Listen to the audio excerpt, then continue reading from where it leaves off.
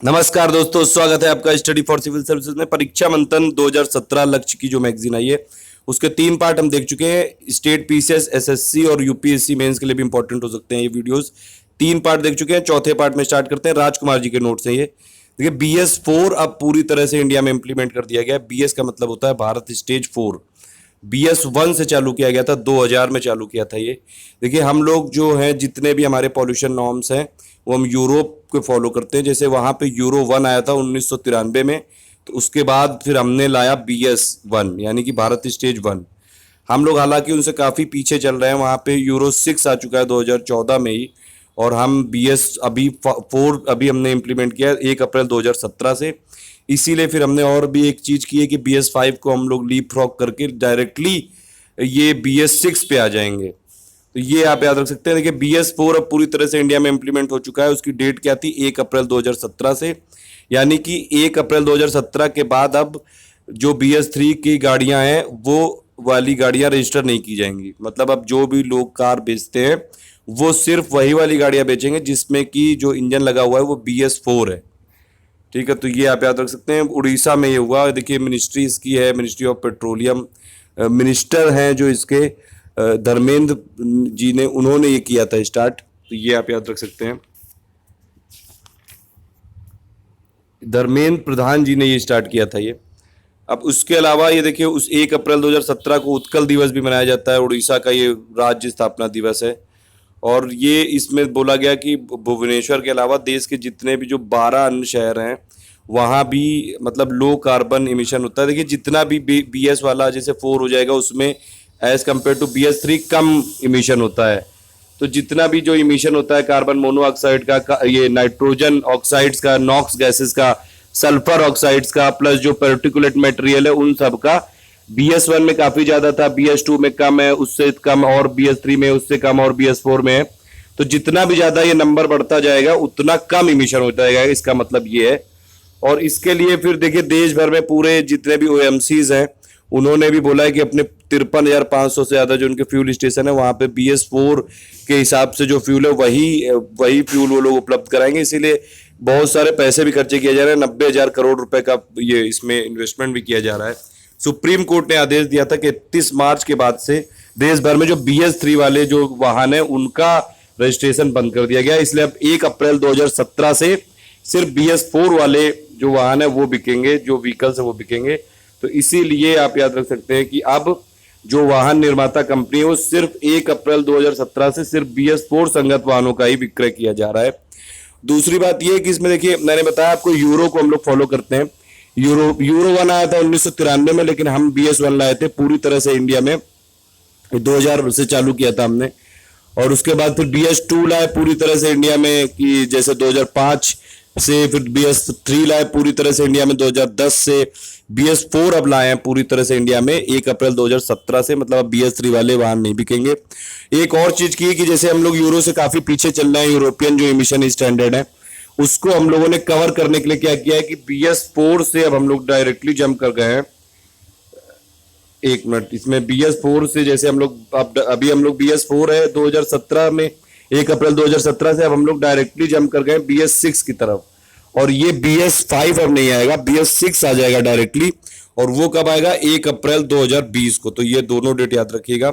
BS4 कब आया? BS4 आया 1 अप्रैल 2017 से पूरी तरह से इंडिया में। BS5 नहीं आएगा, BS6 आएगा 1 अप्रैल 2020 से पूरी तरह से इंडिया में। तो ये आप याद रख सकते हैं, हमने डायरेक्टली जंप मारा है कि किसी तरह यूरोपियन जो स्टैंडर्ड है वो सबको हम लोग फॉलो कर सके। जो ये जितने भी भारत स्टेज है या फिर यूरोपियन स्टैंडर्ड है, यूरो स्टैंडर्ड होते हैं, उसमें बेसिकली ये लोग मॉनिटर करते हैं जैसे कि कार्बन मोनोऑक्साइड, और इसमें हाइड्रोकार्बन्स होते हैं जो इमिशन होता है, प्लस जो नॉक्स गैसेस होती हैं, प्लस जो सल्फर ऑक्साइड्स होते हैं SOx, और प्लस जो पार्टिकुलेट मटेरियल होते हैं, उन सब की क्वांटिटी से बनता है ये पूरा स्टैंडर्ड।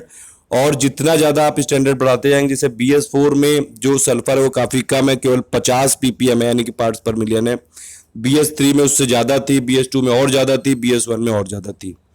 तो इसीलिए BS6 आ जाएगा 1 अप्रैल 2020 से, ये याद रखिएगा। BS4 कब से आ गया है पूरी तरह से इंडिया में? 1 अप्रैल 2017 से आ चुका है ये पूरा। तो ये काफ़ी इंपॉर्टेंट न्यूज़ है, इसमें फैक्ट याद रखिएगा। दूसरा जो सबसे इंपॉर्टेंट न्यूज है एनवायरमेंट से रिलेटेड, माजुली, अब ये माजुली बन गया है विश्व का सबसे बड़ा नदी द्वीप घोषित हो चुका है। देखिए माजुली से रिलेटेड कुछ फैक्ट है वो मैं एक साथ आपको बता दे रहा हूँ, ये आप ये रट लीजिए एकदम, कि जैसे माजुली अब वर्ल्ड का लार्जेस्ट रिवर आइलैंड बन चुका है, वर्ल्ड का लार्जेस्ट रिवर आइलैंड बन चुका है। उसके बाद इंडिया का पहला रिवर डिस्ट्रिक्ट बन चुका है माजुली, यानी कि नदी जिला बन चुका है ये इंडिया का पहला, और ये इसको इंडिया का पहला कार्बन न्यूट्रल डिस्ट्रिक्ट भी बनाना है 2020 तक। तो ये कुछ फैक्ट है, ये आप याद रख लीजिए। इसी के लिए एक प्रोग्राम भी चलाया गया है, sustainable action for climate resilient development in Majuli. तो ये माजुली से कुछ रिलेटेड फैक्ट है, और पूरी इसमें देखिए न्यूज देख लीजिए। माजुली द्वीप को अब विश्व का सबसे बड़ा नदी द्वीप घोषित कर दिया गया है। इसकी आधिकारिक जो मतलब ऑफिशियल डिक्लेरेशन कब किया गया था, 1 सितंबर 2016 को किया गया था। असम में है माजुली लोकेटेड, और ये विश्व का सबसे बड़ा नदी द्वीप हो गया, यानी कि रिवर आइलैंड हो गया, और इसके लिए गिनीज वर्ल्ड रिकॉर्ड में भी इसको आधिकारिक मान्यता प्रदान कर दी गई है। इससे पहले जो सबसे बड़ा दुनिया का रिवर आइलैंड था वो था मराजो आइलैंड था, ये ब्राजील में अमेजन रिवर पे। और ये जो माजुली है ये लोकेटेड कहाँ पे है, ये है ब्रह्मपुत्र रिवर में, और इसका एरिया है 880 स्क्वायर किलोमीटर, यानी कि 880 वर्ग किलोमीटर इसका क्षेत्रफल है। और बाकी इसमें मैंने आपको 3 फैक्ट बता दिए, वो भी याद रखिएगा कि माजुली वर्ल्ड का लार्जेस्ट रिवर आइलैंड है, माजुली इंडिया का पहला रिवर डिस्ट्रिक्ट है, माजुली पहला कार्बन न्यूट्रल डिस्ट्रिक्ट बनने जा रहा है इंडिया का 2020 तक। इसके लिए एक प्रोग्राम भी चलाया गया है, sustainable action for climate resilient development in Majuli. एक ये देखिए जून 2016 में असम सरकार ने जोरहट जिले का भाग रहे माजुली को पृथक जिले का दर्जा प्रदान कर दिया, मतलब सेपरेट डिस्ट्रिक्ट। तो अब माजुली इंडिया का पहला नदी जिला यानी कि रिवर डिस्ट्रिक्ट है। ये तीनों चीजें याद रखिएगा। और फिर इसके बाद असम राज्य के पर्यावरण एवं वन विभाग द्वारा नदी द्वीप माजुली को 2020 तक देश का पहला कार्बन तटस्थ जिला बनाना है, यानी कि कार्बन न्यूट्रल डिस्ट्रिक्ट बनाना है। कुल मिला के इन्वायरमेंट फ्रेंडली कदम है ये, और इसके लिए एक प्रोग्राम भी चलाया गया। तो ये फैक्ट याद रखिएगा। उसके बाद है अगस्त्या मलाई। देखिए अभी तक ये बायोस्फीयर रिजर्व था ये, लेकिन अब ये मैन एंड बायोस्फीयर जो प्रोग्राम है यूनेस्को का, उसके अंडर में आ गया है।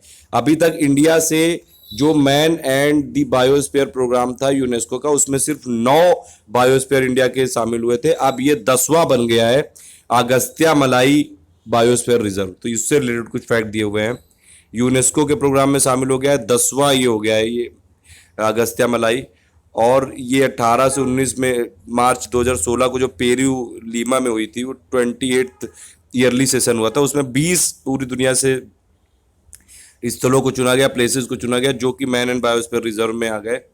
अब इसमें दक्षिण भारत का जो ये है अगस्त्या मलाई जैव मंडल रिजर्व, बायोस्फीयर रिजर्व, ये भी आ चुका है। और ये अगर आप देखें तो ये भारत का 10वां ऐसा बायोस्फीयर रिजर्व है जो कि मैन एंड बायोस्फीयर प्रोग्राम में आ चुका है।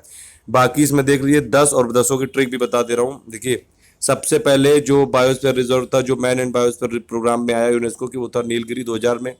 फिर दूसरा था गल्फ ऑफ मन्नार या मन्नार की खाड़ी और सुंदर बना है 2001 में।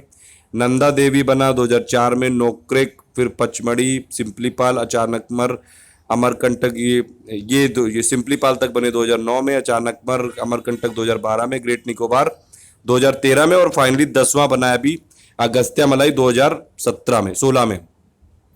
अब ये जो 10 देखिए, वैसे तो 18 बायोस्फीयर रिजर्व है टोटल इंडिया में, लेकिन इनमें से 10 जो है वो मैन एंड बायोस्फीयर प्रोग्राम में है यूनेस्को के।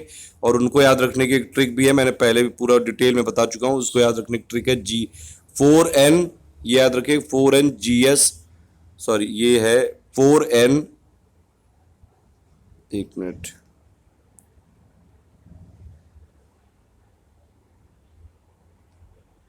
देखिए इसको जो 10 जो बायोस्फीयर रिजर्व है मैन एंड बायोस्फीयर प्रोग्राम में यूनेस्को के, उनको याद रखने की ट्रिक क्या है, 4NGS पास, ये आप याद रखिएगा। 3 वर्ड, इससे आपको 10 के 2 याद रहेंगे। 4N से कौन कौन सा हो जाएगा, नीलगिरी, ठीक है, नोक्रेक, निकोबार जो ग्रेट निकोबार है, और प्लस नंदा देवी। G से क्या हो जाएगा, G से हो जाएगा गल्फ ऑफ मन्नार। S से क्या हो जाएगा, सिंपलीपाल। P से हो जाएगा पचमढ़ी। A से हो जाएगा अचानकमर। A से हो जाएगा अगस्त्या मलाई, और S से हो जाएगा सुंदरबन। तो 4NGS पास याद रखिएगा। जो 10 बायोस्फीयर रिजर्व है यूनेस्को के मैन एंड बायोस्फीयर प्रोग्राम में, उनको याद रखने के लिए। तो 10वां बन गया अगस्त्य मलाई। फिर नेक्स्ट न्यूज है इसमें, सोलर इंपल्स 2 की ऐतिहासिक यात्रा है, उससे रिलेटेड कुछ ये है। सबसे पहली बात तो ये आप याद रख लीजिए कि ये ऐसा बन गया है, ये पहला ऐसी हवाई यात्रा हो गई है जिसने कि पूरी दुनिया का चक्कर लगाया, वो भी बगैर परंपरागत ईंधन ये उपयोग के, मतलब कि सिर्फ सोलर एनर्जी का यूज किया, सौर ऊर्जा का यूज करके इसने पूरी दुनिया का चक्कर लगा लिया सोलर इंपल्स 2 ने। तो इससे रिलेटेड कुछ फैक्ट लिखे हुए हैं। इसने यात्रा कब प्रारंभ की? 9 मार्च 2015 को अबू धाबी से, और इसमें एंडिंग कब हुई? 26 जुलाई 2016 को अबू धाबी अलबत्तीन हवाई अड्डे पे। सोलर एनर्जी से है ये पूरी तरह से संचालित, और ये सबसे पहले पहुंचा ये मस्कट पहुंचा ये ओमान में। और ये इंडिया में कब आया था? ये जो सोलर इंपल्स 2 है ये इंडिया में आया था अहमदाबाद में 10 मार्च को, वाराणसी में आया था 18 मार्च को। और इसका निर्माण किसने किया है? फ्यूचर इज क्लीन एक मिशन चलाया गया, उसके तहत किया गया है। पूरी दुनिया का चक्कर लगा लिया इसने सोलर इंपल्स 2 ने, और वो भी सोलर एनर्जी से। सबसे इंपॉर्टेंट बात यही है, इसको जो फाउंडर है वो कौन है? स्विट्जरलैंड के बर्टेड पिकार्ड और आंद्रे बोर्ग इन्होंने किया। और ये सबसे इंपॉर्टेंट बात इसमें यही है कि ये विश्व का पूरा चक्कर लगाने की अपनी ऐतिहासिक पूरा करा है इसने, मतलब पूरी दुनिया का इसने चक्कर लगा लिया, वो भी सोलर एनर्जी से। और एक बार सिर्फ इसने इसका स्टॉपेज हुआ तो 2015 जुलाई में इस विमान में जो बैटरियां थी उसमें कुछ प्रॉब्लम आ गई थी, इसी वजह से इसकी यात्रा रोकनी पड़ी थी। बाकी ये ये ऐसा मतलब पहला विमान है जिसने पूरी दुनिया का चक्कर लगा लिया सोलर एनर्जी से। तो 4 न्यूज़ काफ़ी इंपॉर्टेंट थी, बाकी नेक्स्ट वीडियो में कर रहे हैं। चौथा पार्ट था ये परीक्षा मंथन का। ज़्यादा से ज़्यादा लाइक और शेयर करिए। ये UP PCS, state PCS, SSC exams के लिए काफ़ी इंपॉर्टेंट है। Thank you for listening.